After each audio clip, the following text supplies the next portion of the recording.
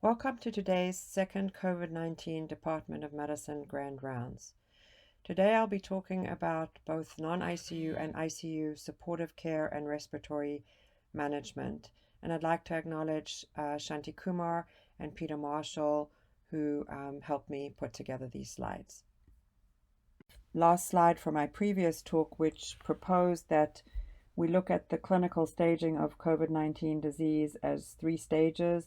The first one being a viral response, the second a pulmonary phase, and the third a hyperinflammatory phase, with the caveat that not everybody goes through all these phases, but as a way to try to explain some of the manifestations that we see, with initial viral response involving constitutional symptoms, progression to shortness of breath and hypoxemia, which in a subset of patients progresses to a hyperinflammatory phase that is manifest by end organ damage, including ARDS, shock, and cardiac failure, with tremendous increases in inflammatory markers, including CRP, LDH, IL-6, D-dimer, and ferritin, as well as elevations in troponin and BNP. So to begin, let me talk about respiratory care in the non-intubated patients, which is the vast majority of patients and the vast majority that most of us will be seeing. The beginning therapy is with nasal cannula at the lowest possible FiO2 to maintain saturation between 92 and 96, or in patients with chronic lung disease between 88 and 92%. And these recommendations come from guidelines on management of critically ill adults with COVID-19 from the Surviving Sepsis campaign. Let me just caveat this by saying that a lot of these are expert opinion and not based on any sort of randomized controlled data, as well as from previous data with ARDS in the non-COVID setting. The next step would be higher flow via face mask or non-rebreather, although there are concerns of risks of aerosolization. And many places are doing that only in negative pressure rooms. The next consideration would be high flow via nasal cannula, and it is what's mostly being used, but there is some controversy surrounding it, in that while it might reduce intubation rates, it might also be accompanied by delays in intubation that can be associated with higher mortality, leading this to be a weak recommendation. It's more strongly recommended to avoid other forms of non-invasive ventilation due to the theoretical possibility of aerosol generation. It is generally recommended to have a low threshold for intubation in patients with rapid deterioration, although this is being debated now as more people are being maintained and intubation being avoided with high flow systems. One of the reasons for progressing to intubation rapidly is in order to give the intubation team time to put on PPE and do the procedure safely. There is a fairly universal recommendation to avoid nebulizers, although I think that does need to be a little more nuanced, is in that there are different kinds of nebulizers and some may be safer than others. So I'd like to acknowledge Arya Kafi in my division and others in anesthesia and cardiology, as well as one of our fellows, Greg Grandio, who developed a Keck protocol for oxygenation management that I think is closely mirrored at the county, with the saturation goals that I've mentioned, as well as recommendations for nasal cannula or oxymask, depending on needs. High flow nasal cannula with caution with refractory hypoxemia and the need to evaluate efficacy in 1 to 2 hours to make sure that the patient is not progressing. To consider intubation with an FiO2 greater than 65%, for the patient to wear a surgical mask to decrease the risk of spread, and to limit the flow to less than 30 liters per minute. The recommendation is also to consult the COVID-19 ICU team to evaluate if the patient is requiring greater than 6 liters per minute or FiO2 greater than 50% because of the potential for progression to need for intubation and what I had mentioned about the need for adequate PPE. In terms of general principles of ICU care, it's very similar to normal ICU care with these additions, which is the desire to minimize the number of staff entering the room to avoid spread of infection, to cohort patients if feasible for similar reasons. There's a fairly strong recommendation against bronchoscopy unless otherwise strongly indicated because of risk of aerosolization, and avoidance of chest CT to minimize exposure, as well as avoid machine downtime because it can take up to 3 hours to clean machines between patients. In terms of ICU supportive care, sedation and analgesia are recommended to a RASS of -3 to -4 for intubated patients. Enteral nutritional support is desirable, as well as adequate glucose control. GI and DVT prophylaxis are recommended as usual, and I will get back to the DVT prophylaxis and anticoagulation in a few slides. The A through F ICU liberation bundle that many of you are familiar with, which is designed to decrease length of mechanical ventilation and mobilize patients early, is as usual with some caveats related to strained resources in this setting, but the goal is to assess, prevent, and manage pain appropriately in order to allow patients to be mobilized, to do both spontaneous awake trials and spontaneous breathing trials to try to accelerate weaning, careful choice of analgesia and sedation, although this may be currently limited by availability of some of the sedatives related to COVID-19, assessment, prevention, and management of delirium by orienting the patient, as well as careful management of drugs, early mobilization, which might be a little bit challenging in terms of physical therapy resources, with this being targeted now more to those who are actually ready for mobilization. And family engagement can be challenging because of social distancing and the need to engage families through video conferencing and Zoom, with the caution also that obviously in elderly who are a target of severe disease, the isolation may definitely contribute to increasing delirium. Specific things related to COVID in terms of monitoring include cardiac monitoring, in that 33% of patients in the Washington State series, which was one of the earliest and hardest hit areas, up to 33% developed cardiomyopathy. A baseline 12-lead EKG is recommended with assessment of the QT interval, especially in the setting of use of hydroxychloroquine, with monitoring with telemetry, assessment of troponin BNP and D-dimer in the setting of potential cardiomyopathy, as well as consideration for bedside cardiac ultrasound, also known as point-of-care ultrasound. Baseline and serial measurement of inflammatory markers is recommended, and this includes ferritin, CRP, fibrinogen, LDH, IL-6, PT, and PTT, as well as other hematologic parameters, which I've mentioned already, including D-dimer. As mentioned last week, in terms of the pathogenesis of the hypoxemia, people were starting to think that hypercoagulable state was contributing to that by the development of both microthrombi as well as large vessel thrombi. And in some papers that are starting to emerge, there's now been reported up to 31% incidence of thrombotic complications in COVID-19 patients admitted to the ICU. In a small autopsy series, there's evidence of peripheral microthrombi and cellular infiltrates around small blood vessels, suggestive of microangiopathy. And how this manifests clinically is as clotting of lines, especially during dialysis or CRT. In a small group of patients, anticoagulation with heparin was shown to decrease mortality, especially in those with markedly elevated D-dimer, but this was a small study without adequate controls. This has led, however, to a suggestion for increasing prophylaxis to higher range doses if there's clotting in the setting of regular prophylaxis, or even full anticoagulant therapy with low molecular weight heparin, unfractionated heparin, and in the setting of heparin resistance argatroban, but recognizing that heparin may be preferred over argatroban because of potential anti-inflammatory properties.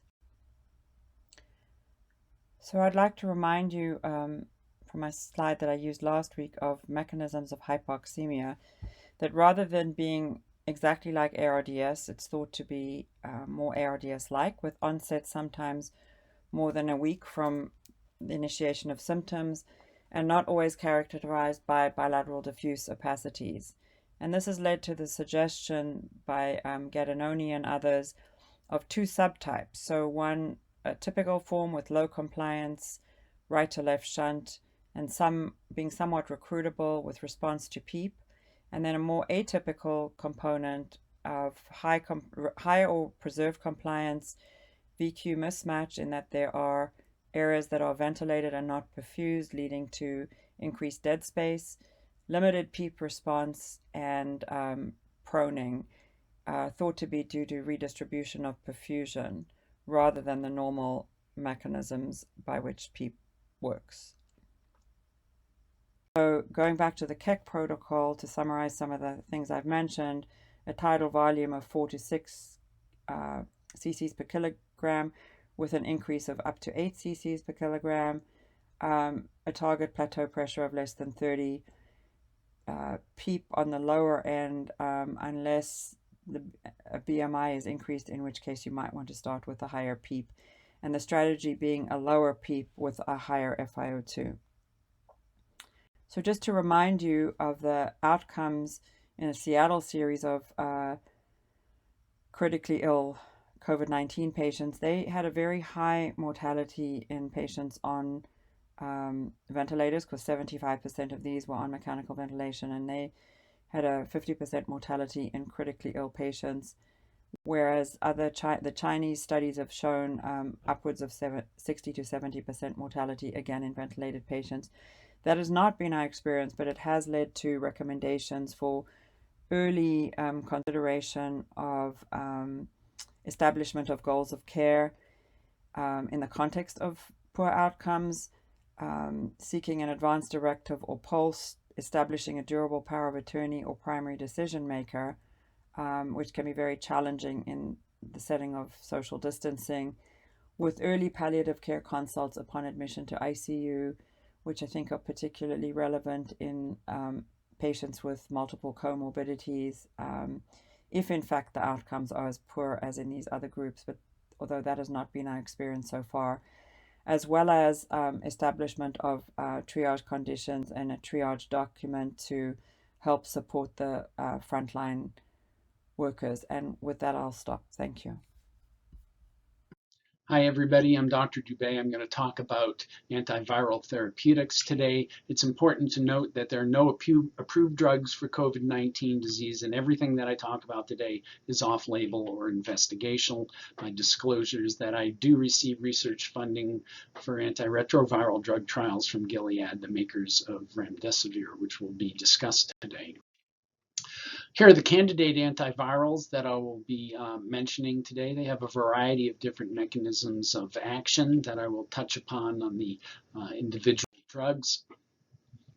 Remdesivir and chloroquine inhibit SARS-CoV-2 at physiologically relevant concentrations in vitro, with chloroquine having action both on viral entry as well as after viral entry. Both drugs are active in micromolar concentrations in vitro. So these are potent agents. Remdesivir has been used for MERS in macaques. It's a nucleotide prodrug that acts as a polymerase inhibitor against a wide variety of viruses, including coronaviruses. And these macaques were studied in gray here with inoculation with MERS, showing more severe symptoms. In red here, given therapeutically after inoculation with MERS, and in black here, given prophylactically. Its best activity was prophylactically, but had some activity in this model as well when given therapeutically, and chest x-rays shown on the cumulative x-ray score were improved compared to the MERS-treated macaques that received no remdesivir. So there's activity of this drug for another An open label compassionate use remdesivir for 10 days protocol was recently reported in the New England Journal of Medicine from a number of different nations. Had to have severe disease with a oxygen saturation of less than or equal to 94%. And very importantly, 64% were receiving invasive ventilation at the time of study entry. So this was a fairly sick cohort of individuals with a lot of comorbidities. There were no pre-specified endpoints. The median age was 64 years, and the overall mortality was just 13%. Perhaps most impressive is that 18% of those who were on invasive ventilation died during this trial.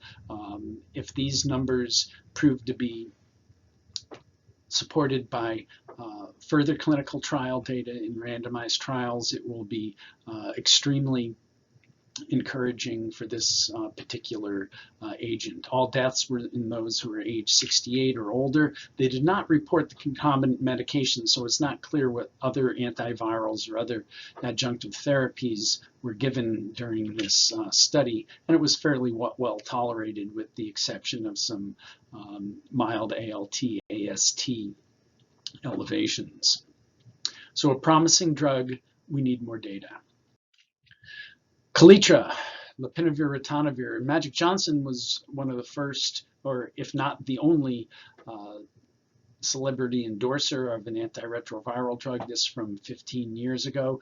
We seldom use it anymore. But there are potent antiviral and clinical effects of Kaletra in a non-human primate model of MERS. The Chinese did a double-blind, open-label, randomized trial in China of Kaletra.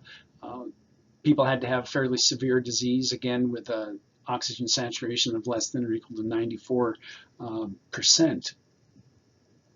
The primary endpoint was time to improvement on a clinical scale. Many of them were receiving supplemental oxygen, but there were very few that received invasive mechanical ventilation at entry, although a significant minority were on high-flow nasal cannula or non-invasive mechanical ventilation. There was a 22% overall mortality, and the primary endpoint did not differ significantly between Lopinavir, ritonavir, and the controls. There was no virologic benefit whatsoever in terms of clearance of virus. There was modest benefit to certain secondary endpoints with a trend to benefit from those with shorter symptom duration, but a somewhat disappointing trial not showing major effects. It's possible, however, that this drug could be very useful in milder disease or in combination with immune modulating strategies. We'll talk about hydroxychloroquine, which is a favorite of our commander-in-chief. A somewhat controversial study that was reported in a somewhat second-tier ID journal some time back showed some benefit to the combination of hydroxychloroquine with azithromycin. It was a single-arm open-label trial with controls coming from other centers that weren't giving their patients hydroxychloroquine. 6 were completely asymptomatic, so this was generally mild disease with predominantly upper respiratory infection symptoms and not cough and shortness of breath. The symptom duration was only 4 days, so short duration of therapy, and 6 of the hydroxychloroquine recipients were not included because 3 were transferred to the ICU, 1 died, 1 left, and another stopped because of nausea.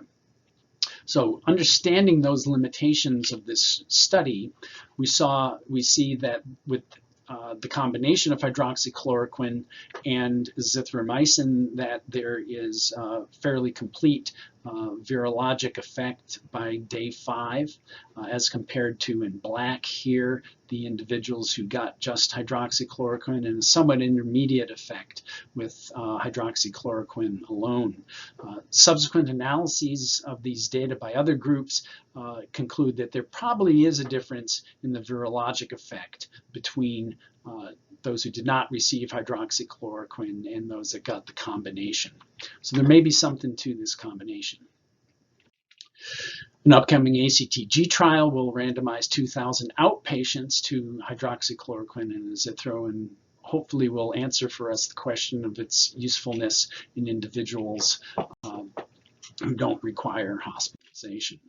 There are also certain antibody approaches to COVID-19 that are being studied. Convalescent plasma is very hot right now. It's not standardized, and there's no agreed upon antibody test or titer that identifies an optimal plasma donor. But major efforts are underway at USC and around California, around the country, around the world to identify recovered patients who have high titers from which plasma can be harvested. Monoclonal antibodies engineered and produced in the lab are being examined by a number of companies, including Takeda and GlaxoSmithKline. A single study of convalescent plasma in 10 individuals treated in China who had severe disease, had a fairly long duration of symptoms. Many of them were on high flow nasal oxygen or mechanical ventilation. As is often the case, 6 were receiving IV glucocorticoids and 8 receiving broad spectrum antibiotics and or antifungals, so suggesting that maybe there were other things going on than just COVID-19 in these patients in China. They also received a mishmash of a lot of different antiviral drugs, so it's hard to pick out the exact effect that the convalescent plasma was having. They received 200 ml aliquots of convalescent plasma that were obtained from donors whose symptoms resolved, and for more than 3 weeks after their illness onset, all of them improved, but only 2 out of 10 had a significant increase in their circulating antibody titer. Probably the most interesting aspect is that all 7 that had viremia prior to convalescent plasma cleared their viremia afterwards, although that would be expected with resolving disease anyway. So not clear whether or not it's of benefit at this time, and a lot of study is currently ongoing with immune plasma. I'd like to finish with this picture to set up Dr. Chaudhary's talk. The antiviral approaches that I talked about probably have their greatest application in early stage infection. Once viral infection becomes established and there's disease progression that's manifest by an accelerated host inflammatory response and hyperinflammation, it's really the people in the 2B phase that we start to think about immune-based therapies as possibly being much more effective and impactful than the antiviral approaches. Certainly antivirals are useful, should be useful, and are suggested to be given concurrently with immune therapy for people with more severe disease. Hi, I'm Preet Chaudhary. I'll talk about anti-inflammatory agents. A few lessons taking care of bone marrow transplant patients which resemble COVID. We all recognize the need to flatten the curve. However, while you can reduce the rate of new infections by social distancing, this by itself will not result in reduction in mortality. So in the extreme case of a hypothetical community shown on the upper right that has no healthcare capacity or where the healthcare system is offering ineffective interventions, social distancing will probably result in nearly the same number of deaths as the situation without social distancing, except it will occur over a prolonged period of time. Basically, the area under the mortality curve will remain unchanged. Therefore, to collapse the mortality curve, it is important to combine social distancing with effective preventive and therapeutic interventions, such as drug treatments or vaccines. Regarding interventions, a lot of attention is being paid to need for ventilators. However, recent data suggests that invasive mechanical ventilation is not only relatively ineffective in COVID, with mortality approaching 70 to 90%, but also has adverse long-term cognitive and physical effects. Another approach is vaccine, but it is 1 year away. Nearly 30% of the patients who recover never develop good antibody response, and there are reports of second infection and even death among them. So if it is not clear whether natural infection will provide immunity, one cannot be confident that vaccine will do so. Mutation of the virus is another concern. Since the immune response plays a role in COVID death, it's not clear what level and kind of immunity induced by the vaccine is actually beneficial. This question of therapeutic window becomes even more important if we have to consider that we have to convince the vaccine skeptics to get the vaccination for developing an effective herd immunity. So the next question is how we can leverage the knowledge about the virus we already have today to develop effective treatments. The novel coronavirus belongs to a family of viruses like those leading to common cold, SARS, and MERS. These viruses do not kill by producing a toxin such as LPS or diphtheria toxin, which are produced by the bacteria. The large number of asymptomatic patients who are shedding the virus support the notion that the virus in itself is not the cause of the problem. Instead, increasing evidence suggests that the complications and death from COVID are due to increased production of cytokine or a cytokine release syndrome or CRS produced in response to the virus. A key cytokine in CRS is interleukin 6, although others also play a role. CRS is not unique to COVID, however, and is also seen in response to cell therapies such as CAR T-cell and bispecific T-cell engagers, and is also a component of diseases such as macrophage activation syndrome.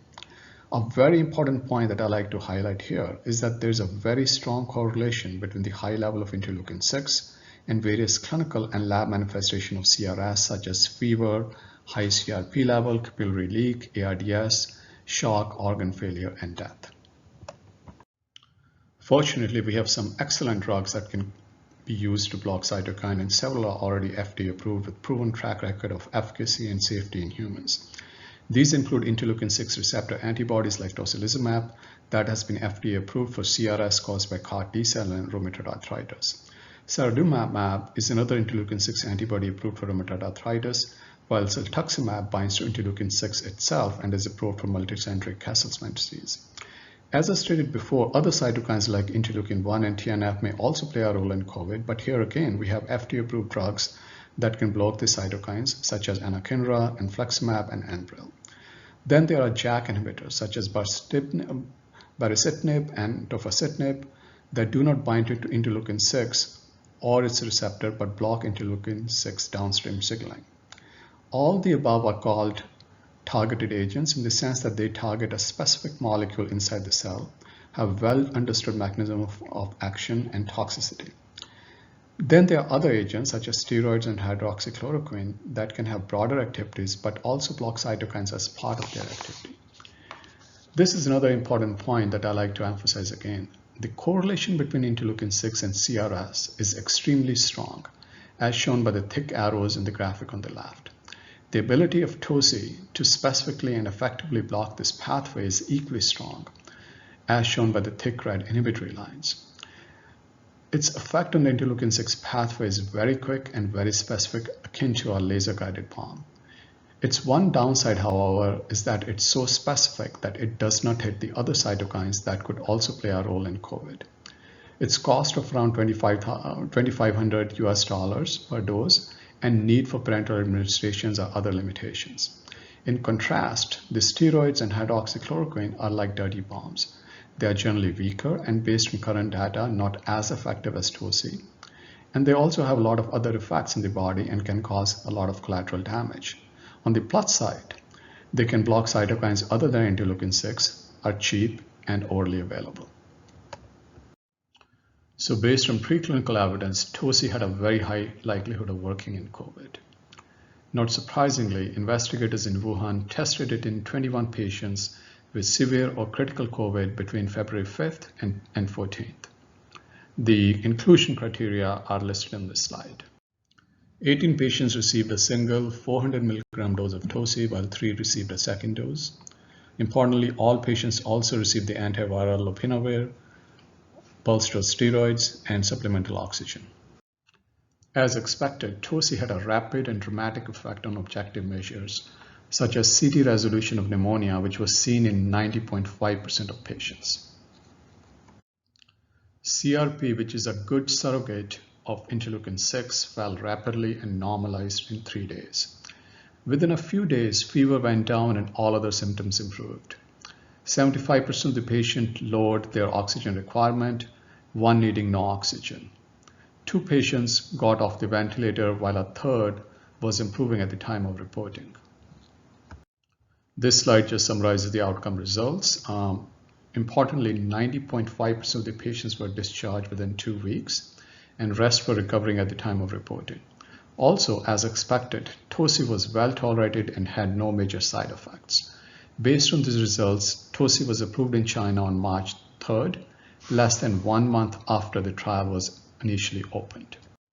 Italian investigators conducted a study of cetuximab, which targets interleukin-6 rather than its receptor, in 21 COVID patients. These patients were within 2 days of requiring ventilation, either in the form of CPAP or non-invasive ventilation. 5 patients needed a second dose.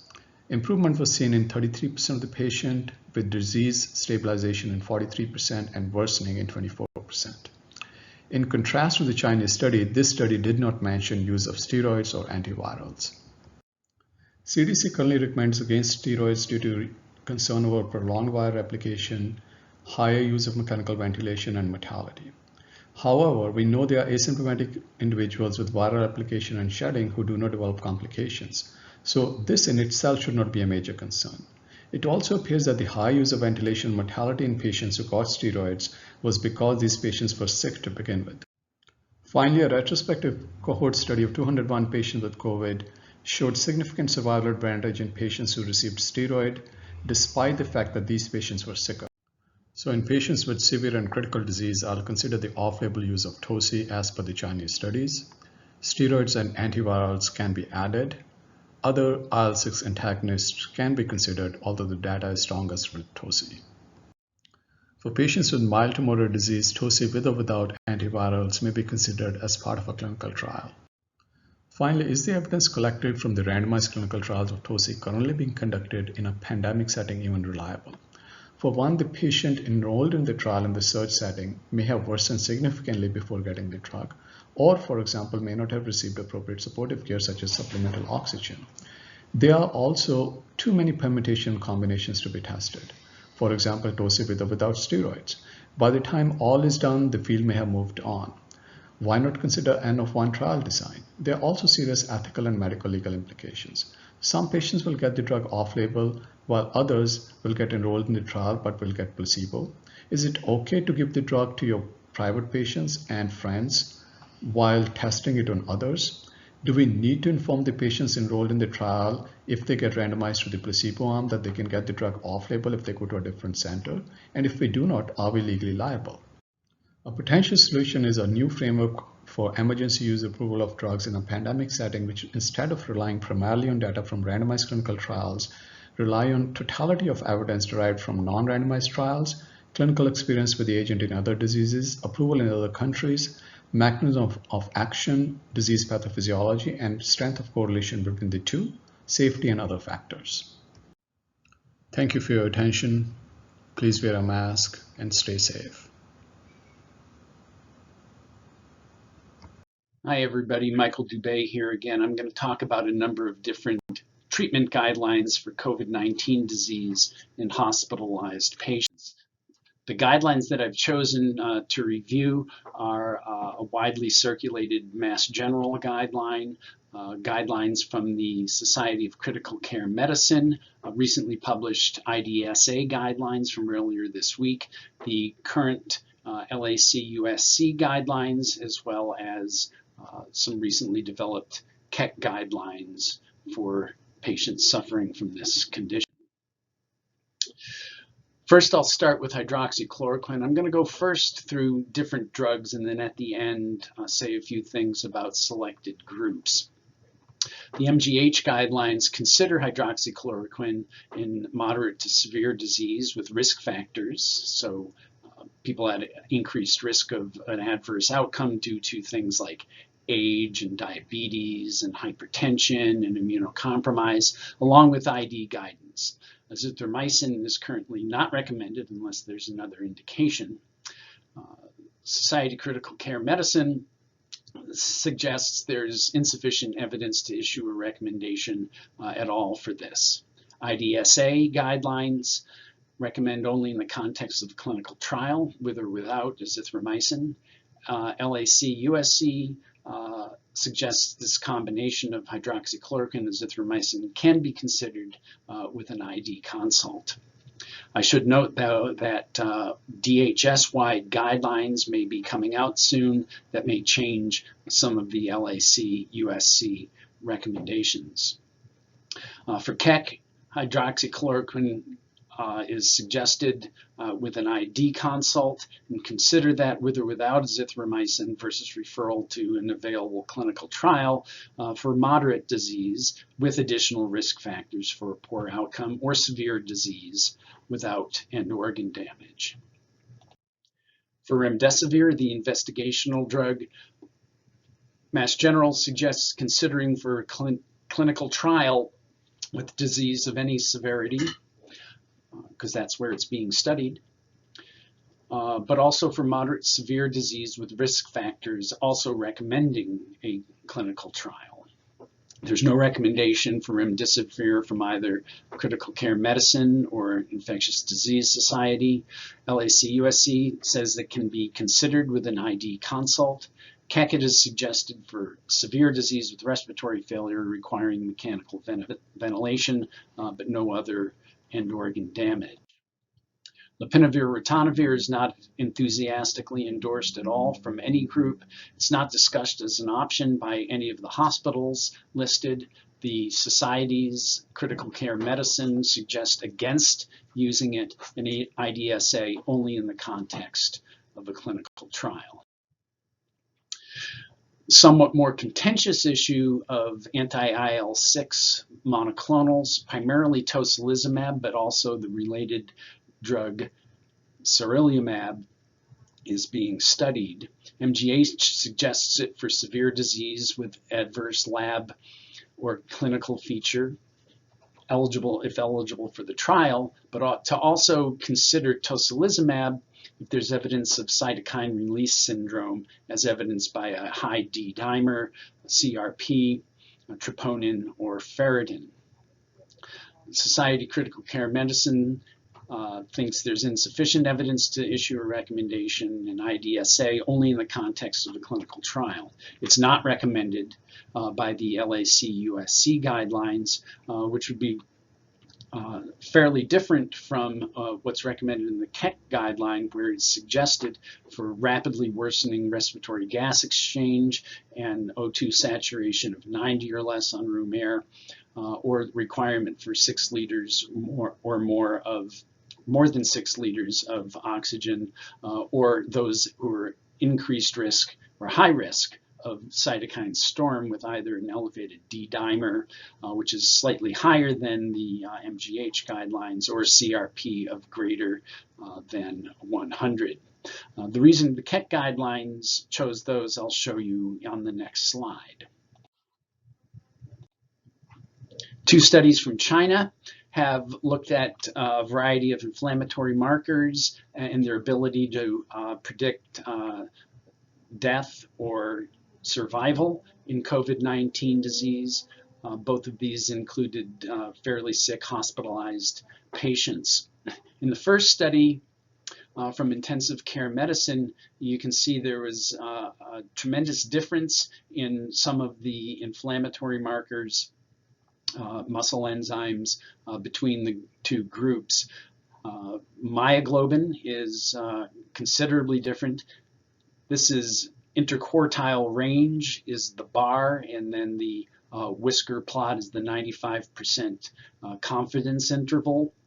And you can see there's no overlap at all in the myoglobin among the interquartile ranges. There's a little bit more overlap, but fairly good discriminative power between those who died and who were discharged with CRP, with very little overlap between the interquartile ranges.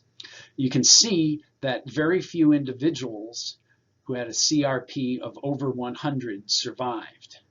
In fact, no one with a CRP of over 125 or so survived in their study.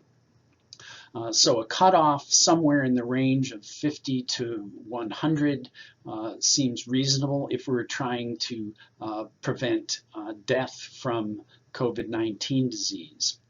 IL-6 has a similar degree of overlap, but not something that's available in real time. So that's why My opinion is that the CRP is probably the most readily available and easily interpreted value to differentiate those who will do well from those who will not. In the second study, Zea from the Lancet looked at a considerable number of individuals who either survived or did not. And you can see this is over time now, that in the red are the non-survivors, in the blue are the survivors. That over time, as early as 7 days with D-dimer, there's a fairly clear separation between the range seen for the survivors and the non-survivors in D-dimer. Very few people who survived had a D-dimer that was higher than 1 or 2. And again, these are also interquartile ranges. And when you get out to 7 to 10 days, there's a clear separation between the people who are going to do well and those who won't. So just eyeballing this, it seems reasonable to choose a threshold of D-dimer in the 1 to 2 range, because so very few who have higher than that will survive their infection. Ferritin, IL-6 doesn't give quite as good discrimination. Again, IL-6 is not available in real time. It takes 3 to 4 days to come back at our hospitals. The MGH guidelines briefly will diverge whether or not people are in the ICU or the medicine ward, realizing that these may have a great deal of overlap, emphasizing the need for clinical trial in those who do not have risk factors for severe disease, being a laboratory abnormality, as previously discussed, or a risk factor. They recommend supportive care, but to consider hydroxychloroquine on a case-by-case basis, statin if there's another indication for it, and other off-label therapies can be considered with guidance from infectious disease if they've got a clinical or a laboratory risk factor for development of severe critical disease. For those in the ICU, they are also suggesting guidance from ID with hydroxychloroquine on a case-by-case basis. Decisions about steroids, immunomodulatory, or other therapies can be considered on a case-by-case by the ICU team. And finally, a word about the Keck guidelines. We have a similar algorithm, but not determined by whether or not they're in the ICU. So in those with moderate disease, we should consider hydroxychloroquine with or without azithromycin, and if available, referral to a clinical trial. But those with severe disease, so respiratory failure requiring high flow nasal oxygen or mechanical ventilation, it differs whether or not there's evidence of cytokine release syndrome, as previously discussed. If there is, there should be a strong consideration, in my opinion, to consider tocilizumab for all the reasons that we've discussed today. In the next couple of minutes, I'm going to cover our clinical trials for this pandemic. Despite several prior endemics and pandemics, there is no evidence from randomized clinical trials that any potential therapy actually improves outcome. So clinicians at the front line have no alternative but to use whatever treatments are available on the first day in the absence of supporting data. And there certainly is no data supporting prophylactic treatment. In the absence of definitive data concerning management of COVID-related diseases, there are a large number of clinical trials contemplated or ongoing. Clinicaltrials.gov, which is a very useful resource, identified 109 trials with pharmacologic therapy, of which some 82 were interventional and 29 were placebo-controlled.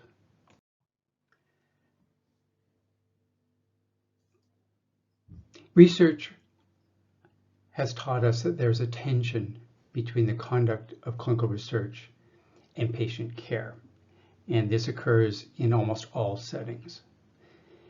In public health emergencies, our urgent desire to help the current patients with whatever is available appears to be in conflict with the need to learn as much as possible about potential interventions to benefit current and future patients.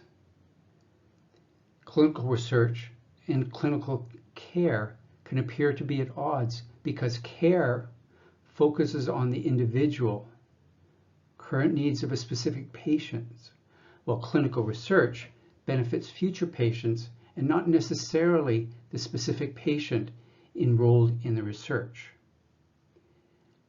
But patients who enroll in clinical trials often benefit from receiving better medical care than patients not enrolled in clinical trials.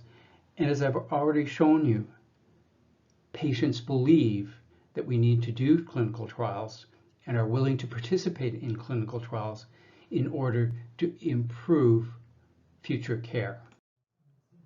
PREPARE is a European consortium studying pandemics. They recently published the results of a survey in 6,800 respondents in Europe, noting that 82% thought that pandemic relevant research was important. Of critical importance to us today is that 70% were willing to take part in low-risk ICU studies and 60% in high-risk studies. The agents in current clinical trials for COVID disease include the antiviral compounds. Almost all of these are agents that are used off-label. They have approval for another disease, or were tested in prior viral illnesses and did not get FDA approval for that indication. So they are agents that are off the shelf, either because of their prior clinical experience or their prior research use. The second group of agents include the anticytokines, of which the IL-6 monoclonal antibodies listed here are most important, and certainly the data is most compelling for TOSI, which continues in trials, but there is some off-label use. Of interest, there is an anti-IL-1 agent in clinical trials alone and in combination with anti-IL-6 therapy. Finally, there are additional immunomodulatory agents that are in clinical trials, one of which, baricitinib, is in clinical trials here at USC. Other agents of significance are convalescent plasma, where trials are ongoing, and there will be a trial initiated here at USC in the next couple of weeks. Trials with mesenchymal stem cells, and then trials with other agents, including losartan and ramipril. And there is a proposal to consider a ramipril trial here at USC. In order to ramp up our ability to conduct COVID-19 clinical trials at USC, we created an ad hoc clinical trials working group that's been meeting once or twice a week for the past 6 weeks. This group explores and considers opportunities for clinical trials. Such trials are then reviewed by a COVID-19 prioritization committee, which was set up under a COVID task force. This prioritization committee is quite important because of the large number of potential trials that we'll be seeing in the next few weeks or months, frequently which are competing for the same patient population, so that some sense of prioritization is desperately needed. In addition, the working group met with CTO Melissa Archer to ensure that contracting could be done expeditiously, and we worked with the IRB to ensure that critically important COVID-19 trials could be reviewed in a timely fashion. And we worked with CTSI and other department research structures to ensure support of COVID-19 clinical trialists. Our first trial that evolved from this clinical trials working group was an investigator-initiated trial that was put together in 2 weeks. A contract and funding was established from the sponsor by CTO in about 4 days, and it was reviewed by the IRB 2 days after submission, and is currently at Food and Drug Administration for consideration of the IND. CTSI provided the background support for that trial being developed. Currently, the group is continuing to explore new potential studies, but as well as beginning to work on assisting investigators and clinicians in operationalization of the conduct of these trials, enabling the clinicians caring for these patients and the clinical trialists to work together to ensure that these conducted trials are completed is very important. I borrowed this slide from Tom Buchanan from a recent presentation he'd done because it sets out some important goals to these activities. The need to pick interventions and protocols that are solid scientifically, that are aligned with USC's priorities, that are feasible both financially and operationally, and then to engage the researchers and clinicians to make sure that we're selecting the correct protocol to go forward. These need to be implemented in the clinical setting with a minimum of disruption of the practice of medicine. And we're exploring such things as digital and video-informed consent, and using the hands-on work performed by care providers to collect the necessary information. Finally, we're creating a blanket protocol for sampling all patients for a biorepository. Briefly, we've approved 3 trials. The first is an open-label phase 2 study of baricitinib in moderate and severe COVID. This is an investigator-initiated trial by Dube and Lenz, and this study hopefully will go live as soon as the FDA clears its IND. The second is an expanded access program for convalescent plasma. This is essentially a registry based at Mayo in patients with severe and life-threatening COVID who will be receiving convalescent plasma, and we're currently in the process of establishing a site to do the plasmapheresis for the convalescent patients, which is likely to be Children's Hospital of Los Angeles. And a multi-center NIH trial exploring mesenchymal stem cells for the treatment of moderate to severe ARDS in severe COVID-related illness. It was recently approved, and in all likelihood will begin enrolling in the next few weeks.